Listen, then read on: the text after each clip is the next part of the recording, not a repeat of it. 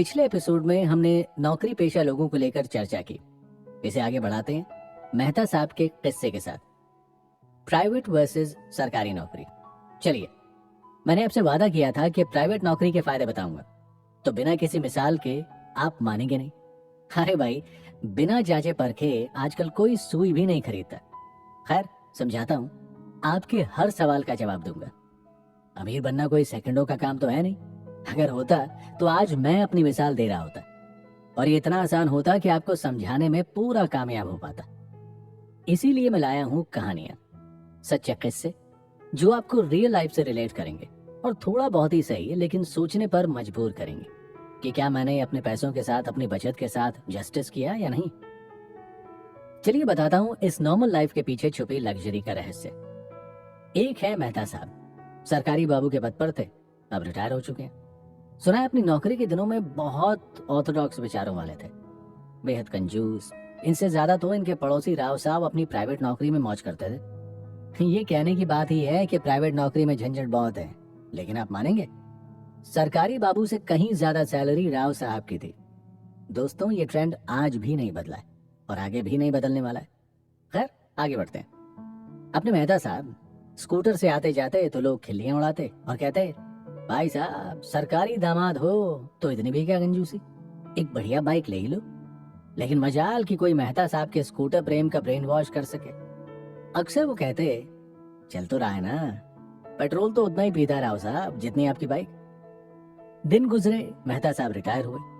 आपको पता है, आज मेहता साहब के पास कॉलोनी का सबसे बड़ा बंगलो है।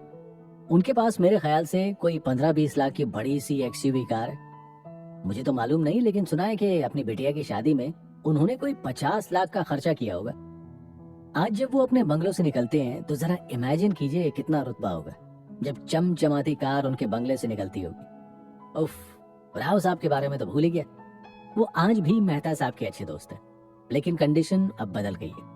यहाँ मेहता साहब का पेंशन और मनी मैनेजमेंट आज उनके और उनके परिवार के लिए कितना बदलाव लाया है, लेकिन राव साहब आज भी वहीं के वहीं हैं जहां से उन्होंने शुरुआत की थी। आप कहेंगे, इसमें सीक्रेट कहाँ है? दोस्तों, आपको पता होगा, सरकार अपने हर कर्मचारी को लेकर, अपनी पॉलिसियों को लेकर कुछ ना कुछ नया करती रहती है। एक सरकारी व्यक्ति की सैलरी के पैटर्न को समझें तो हमें काफी कुछ समझने को मिलेगा और फ्यूचर सिक्योर करने की एक सीख मिलेगी। आपने बहुत सारे मीम्स पढ़े होंगे, सरकारी नौकरी है तो मौजा ही मौजा। ऐसा क्यों? आपने कभी सोचा, अरे भाई, नौकरी तो आप भी कर रहे हैं ना, पैसा तो आप भी कमा रहे हैं, फिर गवर्नमेंट जॉब ही इतनी अच्छी क्यों है? 2 कारण है, फ्यूचर की सिक्योरिटी और इनकम पैटर्न। और हाँ, रिटायरमेंट पर पैसे मिलेंगे वो अलग। वैसे ये भी सरकारी नौकरी कर रहे लोगों की इनकम के पैटर्न में ही आता है। चलिए, इस पैटर्न को मेहता साहब और राव साहब से ही समझते हैं। मेहता साहब की सरकारी नौकरी में वो बाउंड थे कि उनकी सैलरी का कुछ हिस्सा सरकार द्वारा डिडक्ट होना ही है, लेकिन एक श्योरिटी थी कि ये पैसा उन्हें जरूर मिलेगा, जो आगे फ्यूचर में उनके परिवार और उनके काम आएगा। इधर प्राइवेट नौकरी करने वाले राव साहब अपने पैसों के खुद मालिक थे। वो चाहे तो इन्वेस्ट करें, वो चाहे तो खर्च करें। ऐसे में अब प्राइवेट नौकरी करते हुए आप खुद को उस कंडीशन में रखिए और खुद को बाउंड कर लीजिए कि मेरी सैलरी का इतना पैसा तो मेरा है ही नहीं, इसे भूल जाना। क्या आपने महसूस किया कि आप भी किसी गवर्नमेंट जॉब वाले के बराबर नहीं बल्कि ज्यादा ही कमा रहे हैं? तो क्यों प्रोविडेंट फंड की तरह हम भी सैलरी के उस हिस्से को कुछ सालों के लिए भूल जाएं? सोचिए, कुछ समय बाद जब लाखों में उसका रिटर्न मिलेगा तो क्यों ना इसे आजमाएं? हाँ, ये ना समझ बैठे कि सरकारी नौकरी है तो लाइफ सेटल हो गई, बल्कि आसपास देखेंगे तो पाएंगे कि कई लोग ऐसे हैं जो आज भी मिडिल क्लास के ही हैं, क्योंकि उनकी इनकम आपसे बेहद कम है। बस उन्होंने अपना फ्यूचर सिक्योर कर लिया, जो एक प्राइवेट जॉब वाला स्ट्रेस और काम की वजह से नहीं कर पाता है। आज प्राइवेट सेक्टर और भारत सरकार की ओर से कई ऐसी स्कीम्स भी हैं जो आपके रिटायरमेंट के बाद एक मुश्त पैसे तो देती हैं, साथ ही साथ कुछ हिस्सों में पेंशन भी देती हैं। बस केवल जरूरत है तो थोड़ा सा मनी मैनेजमेंट सिस्टम को समझने की। बस आपको भी खुद को इसी तरह के बंधन में बांधना है कि इतना पैसा मुझे पीएफ या किसी एफडी में डालना ही है। हाँ, मार्केट रिसर्च कीजिए कि कौन सी स्कीम ऐसी है जिसके जरिए मुझे ज्यादा से ज्यादा रिफंड या पेंशन मिल सके। आपने बहुत से क्रिएटिव देखे होंगे जिसमें पेंशन स्कीम के बारे में समझाया जाता है, लेकिन आप उसे इग्नोर करते हैं क्योंकि आपका माइंडसेट इस तरह का है कि इतनी दूर की सोचने की कोशिश नहीं करते। आप सोचते हैं, भाई अभी उम्र नहीं है रिटायरमेंट की, बाद में सोचूंगा। ये सोचने से पहले आप ताजा ताजा सरकारी नौकरी लगे 24 साल के यंग लड़के का सैलरी पैटर्न याद कर लीजिए। उसकी इन्वेस्टमेंट शुरू हो चुकी है और आप इंतजार कर रहे हैं 50 पार होने का। ऐसी स्कीम आपकी लाइफ सिक्योर करने का एक जरिया होती है। ये आपको स्लो लग सकती है, लेकिन फ्यूचर सिक्योर करने का इससे अच्छा जरिया नहीं हो सकता। उम्र मायने रखती है, तो आज आप करोड़पतियों की लिस्ट उठा लीजिए। 70% करोड़पति 45 की उम्र के बाद चर्चाओं में आए। हमें सबसे पहले अपने माइंडसेट के बारे में सोचना चाहिए। पैसे वाला बनने का सपना हर किसी का होता है और ये गलत नहीं है। हर कोई अमीर बनना चाहता है, पर उसके लिए पहले जरूरी है एक माइंडसेट और कुछ कर गुजरने की सोच।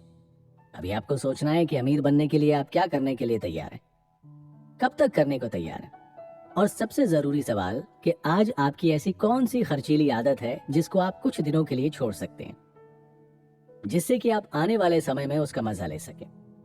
सबसे पहले तो आपको अमीर बनने की परिभाषा को बदलना होगा। हमारे लिए अमीर बनने के कॉन्सेप्ट में केवल लग्जरी जरूरी नहीं होनी चाहिए, बेहतर लाइफस्टाइल भी अमीरी से कंपेयर किया जा सकता है। समझते हैं कैसे? क्वालिटी ऑफ लाइफ का मतलब सबके लिए अलग अलग हो सकता है, लेकिन मेरी इस बात को सुनने के बाद आप मेरी बातों से अग्री करना शुरू कर देंगे। आपने अक्सर सुना होगा टाइम इज मनी, मतलब सीधा सा है, पैसा कमाना है तो टाइम मैनेजमेंट भी बहुत जरूरी फैक्टर है। पैसा फिर से कमाया जा सकता है, लेकिन बीता हुआ समय लौटकर दोबारा वापस नहीं आता। समय का मतलब है कि आपने इसका इस्तेमाल कैसे किया, आपने खुद को कितना पंक्चुअल रखा और समय को बर्बाद नहीं होने दिया। दोस्तों, अगर आप समय की इंपॉर्टेंस समझ गए तो सोच लीजिए आपने अधिक लड़ाई जीत ली।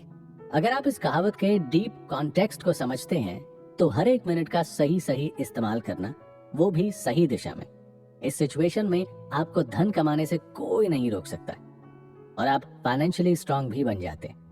अब जरा इसका उल्टा सोचें तो एक व्यक्ति अपने मौजूदा समय का उपयोग ना करके उससे फालतू के कामों में बर्बाद करता है। अब इस तरह का व्यक्ति कभी सफलता नहीं पा सकता। इसीलिए जब समय ही धन है तो समय का नुकसान करना गरीबी की तरफ खुद को धकेलना है। अमीर होने का मतलब सिर्फ कमाना नहीं, बल्कि समय को खरीदना है। मान लीजिए आपके पास 1 लाख हर महीने के एसेट्स है जो आपको मंथली 50 से 60 हजार की इनकम भी दे रहे हैं।